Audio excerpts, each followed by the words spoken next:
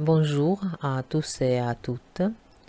Aujourd'hui, nous allons parler avec vous sur l'architecture du XXe siècle pour le niveau A2. Objectif fonctionnel de cette leçon est comprendre un document descriptif. Et pour le lexique, on va apprendre la ville et l'urbanisme. Architecture cubique. Cubisme est un terme qui provient d'une réflexion d'Henri Matisse, un mouvement artistique qui s'est développé de 1907 à 1914 à l'initiative des peintres Georges Braque et Pablo Picasso, un mouvement qui décompose les objets. Les courants voisins du cubisme. Le futurisme qui décompose le mouvement, l'orphisme qui décompose la lumière, le rayonisme, synthèse du futurisme, de l'orphisme et du cubisme. Centre Georges Pompidou. Le Centre national d'art et de culture, situé dans le quartier de Beaubourg, dans le 4e arrondissement de Paris, né de la volonté de Georges Pompidou, inauguré en 1977. Arbitre le Musée national d'art moderne, les galeries d'exposition temporaire, des salles de spectacle et de cinéma, et la première bibliothèque de lecture publique en Europe.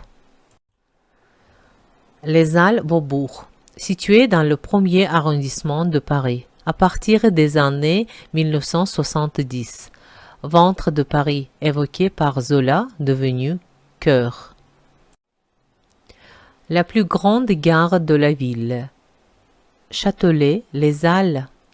Le plus fréquenté des centres commerciaux, le Forum. La piscine est la plus fréquentée. Un jardin de plus de 4 hectares. De nombreux équipements publics. Le quartier de Bercy, situé dans le 12e arrondissement, le long de la Seine, profondément restructuré au début des années 1980.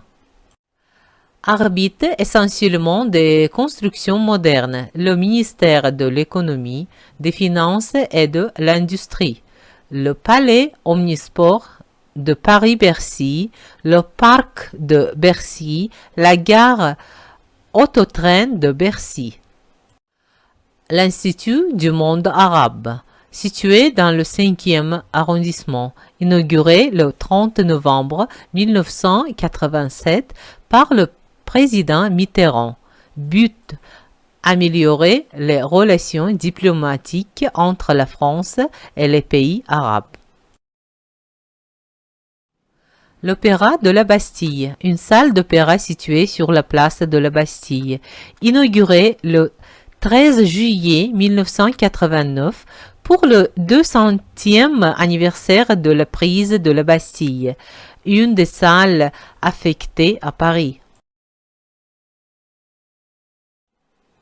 Le quartier de la Défense, constitué d'immeubles de grande hauteur, des bureaux, aménagé en 1958 à l'ouest de la capitale, n'est pas un centre d'affaires isolé.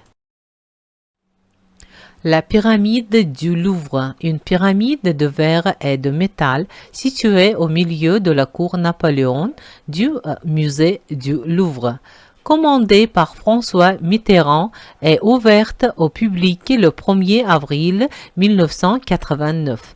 S'élève à 20,6 mètres sur une base carrée de 35 mètres de côté.